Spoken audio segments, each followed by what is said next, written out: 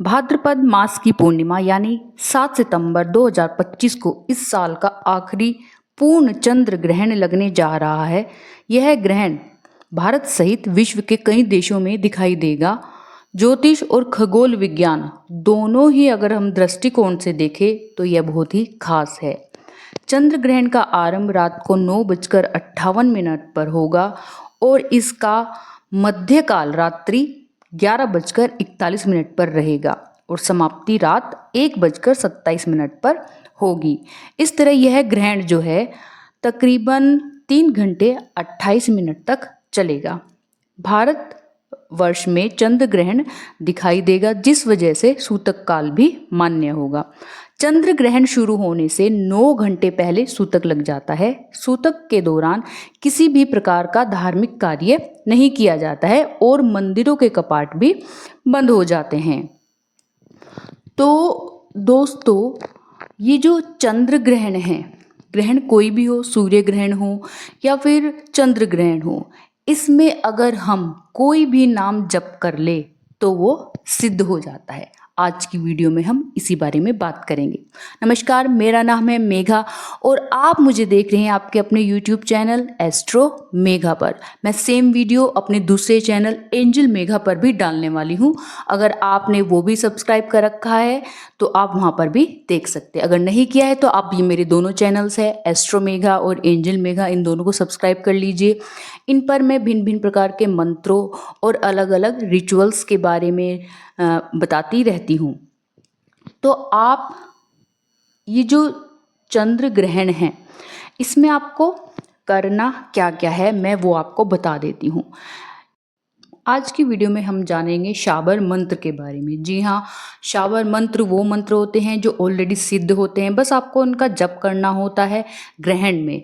वैसे तो मंत्र सिद्ध करने में किसी किसी मंत्र में महीना लग जाता है, 40 दिन लगते हैं और किसी किसी को सिद्ध करने में 1-1 साल तक भी लग जाता है। लेकिन जो ग्रहण का समय होता है, वो चाहे सूर्य ग्रहण हो या चंद्र ग्रहण हो, इसमें अगर आप मंत्र पढ़ लेते हैं तो वो सिद्ध हो जाते हैं और वो आपकी जीवन पर्यंत आपकी रक्षा करते हैं। अगर वो रक्षा मंत्र है तो रक्षा करते हैं, वो किसी भी प्रकार का मंत्र है वो सदैव आपके साथ रहते हैं। लेकिन ध्यान आपको ये रखना होता है कि कभी भी अगला जब ग्रहण आता है तो वो झूठा पड़ जाता है, यानी कि आपको वो दोबारा से जप करना होता है और उसे दोबारा से सिद्ध करना होता है। साल पर्यंत तक आपको ये मंत्र जपते रहना चाहिए और कभी भी कोई भी काम में आपकी बाधा आए तो इन मंत्रों का साथ आपको ले लेना चाहिए। जैसे अगर किसी को नज़र लग जाती है, आप उसमें भी इन मंत्रों का यूज़ कर सकते हैं, या फिर कोई आप संकट में पड़ गए हैं तब भी इस मंत्र का यूज़ कर सकते हैं। तो आइए जानते हैं शाबर मंत्रों के बारे में। तो पहला जो शाबर मंत्र है वो है श्री हनुमान जी का। तो ये जो शाबर मंत्र है, अगर आप इसको सुन के अच्छे से याद कर लेंगे तो ज़्यादा बेहतर रहेगा। ऐसा कहा जाता है कि ये सुनकर ही याद किया जाता है और इसको जप किया जाता है। अगर आप लिखना चाहे, आपको याद नहीं हो रहा है तो आप थोड़ा लिख लीजिए और उसको आप याद करके जप कर लीजिए, तो वो आपका मंत्र सिद्ध हो जाएगा। जब आप उसको बार बार रिपीट करेंगे तो वो ऑलरेडी आपको याद हो ही जाएगा। तो मंत्र कुछ इस प्रकार है।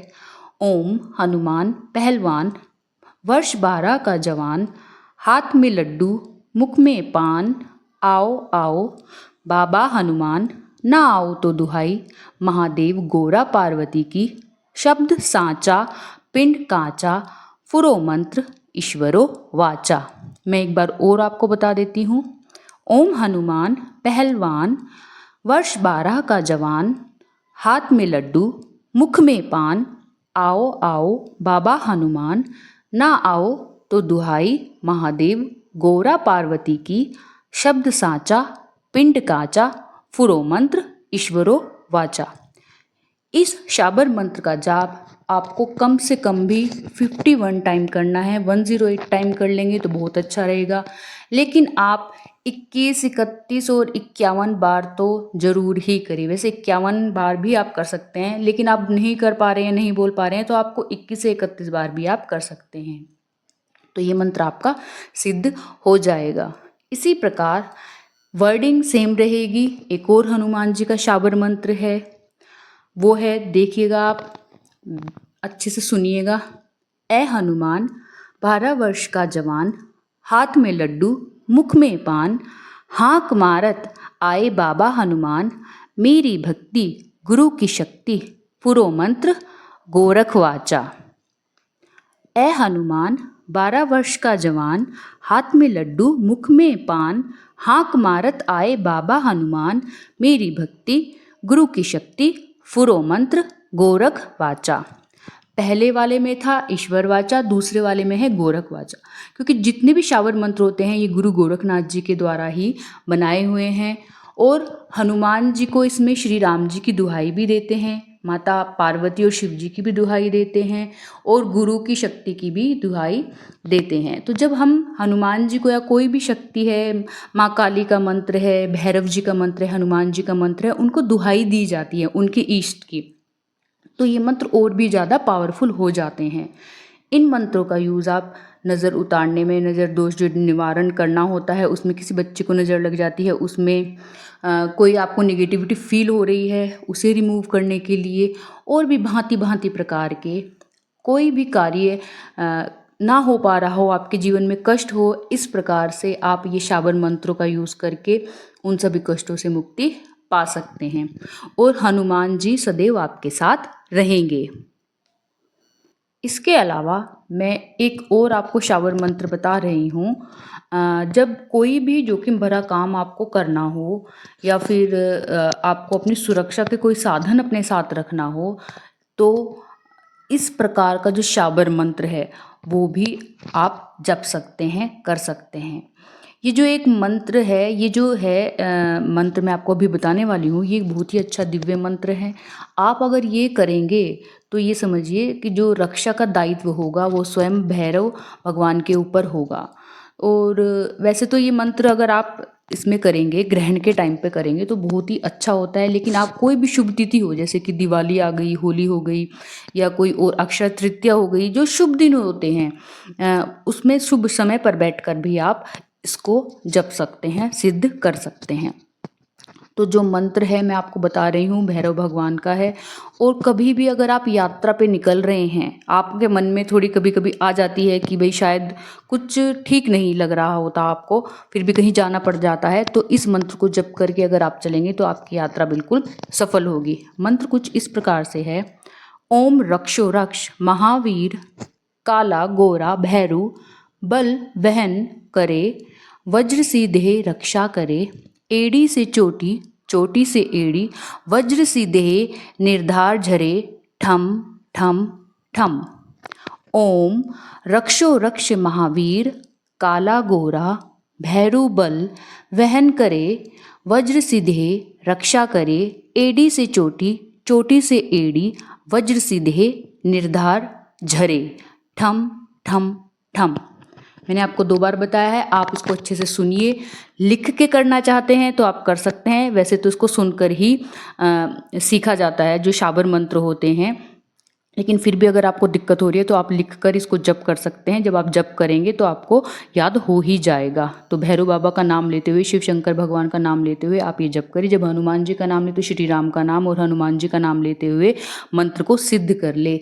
आप तीनों मंत्र भी सिद्ध कर सकते हैं, और आप कोई एक मंत्र अगर आप लेंगे तो ज़्यादा अच्छा रहेगा, कोई एक मंत्र भी आप जप कर सकते हैं। ये जो मंत्र है भैरव बाबा का, ये जब आप यात्रा पर जाते हैं कहीं पे भी, या फिर कोई बड़ा कार्य शुरू करने वाले होते हैं, तो इस मंत्र का आप 11 बार उच्चारण करें। इसी प्रकार जो दूसरे शावर मंत्र है उनको भी आप 11-11 बार उच्चारण कर सकते हैं, लेकिन जो आपको सिद्ध करना होता है वो 51 टाइम। वैसे तो अगर आपसे नहीं हो पा रहा है तो आप 21 बार कम से कम कीजिए, 21, 31, 51 या फिर 108 टाइम जब आप चैंट करेंगे तो वो द बेस्ट होगा। ग्रहण में ही ये सिद्ध हो जाते हैं, वैसे तो उनको सिद्ध करने में काफ़ी समय लग जाता है। तो इस प्रकार से मैंने जो आपको ये तीनों शाबर मंत्र दिए हैं, इनको आप जप कीजिए, सिद्ध कीजिए। बहुत ही अच्छा समय है ग्रहण का। आप इनके अलावा भी, जैसे कि गायत्री मंत्र हो गई, आपके जो इष्ट भगवान हैं जिनको भी आप मानते हो, श्री राम है, श्री कृष्ण हैं, वो राधा रानी है, शिव शंकर है, माता हैं, माता दुर्गा हैं, या फिर कोई और भी माता हैं, जिस भी माता के आप स्वरूप को, सभी स्वरूप बहुत सुंदर हैं, अच्छे हैं, दिव्य हैं। किसी को भी आप जप करना चाहें तो किसी भी मंत्र को आप सिद्ध कर सकते हैं, क्योंकि ग्रहण का जो समय होता है वो मंत्र सिद्धि के लिए, मंत्र जाप के लिए बहुत ही अच्छा होता है। और आप जो भी सूतक काल के नियम होते हैं उनका जरूर पालन करें। आप के पास बहुत ही अच्छा समय है ये मंत्र सिद्ध करने का। घर में रहें, क्योंकि ये यात्रा के लिए भी थोड़ा अशुभ समय ही माना गया है, तो यात्रा कम से कम करें। अगर कोई सर्जरी आपको करवानी है तो इस दौरान यानी कि 9 सितंबर तक जो टाइम पीरियड है 6 से 9 तक, इसको वैसे तो 1 तारीख से 9 तारीख तक है, लेकिन अभी क्योंकि टाइम पीरियड निकल चुका है 4-5 दिन का, तो इन जो ये तारीखें आ रही हैं 9 सितंबर तक, कहीं दूर की यात्रा हो उसको अवॉइड करें, सर्जरी करानी हो आपको उसको अवॉइड करें, घर से बाहर निकलना थोड़ा सा कम करें, मतलब इस चीज़ को ध्यान रखें। घर से बाहर निकलने से मेरा तात्पर्य है कि कहीं बिना बात बिना वजह के ना जाएं किसी के साथ, कि आपका काम भी नहीं है फिर भी आप किसी के साथ जा रहे हैं कहीं यात्रा पर, कहीं घूमने फिरने जा रहे हैं, मौज मस्ती करने जा रहे हैं। क्योंकि आजकल बरसात का टाइम है, माहौल ही कुछ ऐसा चल रहा है, चारों तरफ बाढ़ की आप देख रहे हैं, खबरें आ रही हैं। तो जो भी बाढ़ पीड़ित प्रदेश हैं उन सब के लिए आप प्रार्थना करिए कि भाई सबको राहत समय पर पहुँचे, सब एक दूसरे की सहायता करें। तो इस प्रकार की जो ये चिंता है इसमें आप मन लगाइए, जप में ध्यान लगाइए, प्रभु में ध्यान लगाइए, और सबके लिए आप शांति की प्रार्थना कीजिए और सबकी सेहत के लिए आप प्रार्थना कीजिए। जो भी आपदा आ रहे हैं, जो प्राकृतिक आपदाएं आ रहे हैं, इसके लिए भगवान से आप अपनी विनती कीजिए कि हे प्रभु अब बहुत हो गया है, आप कृपा करके हम सभी से जो कोई भूल चूक होगी हो उसे आप क्षमा कीजिए। तो इस प्रकार से आप भजन कीजिए, कीर्तन कीजिए, ध्यान लगाइए, जप कीजिए। ये जो टाइम है ये भी निकल जाएगा प्रभु का आप ध्यान करेंगे तो इस प्रकार से मैं आपसे अब विदा लेती हूँ। मिलते हैं आपसे अपनी अगली वीडियो में, कुछ ना कुछ आपके लिए नया लेके आऊँगी। और ऐसे ही आप मेरे चैनल को सब्सक्राइब करते रहिए, अपने जो मित्र हैं उनके पास भेजते रहिए। धन्यवाद।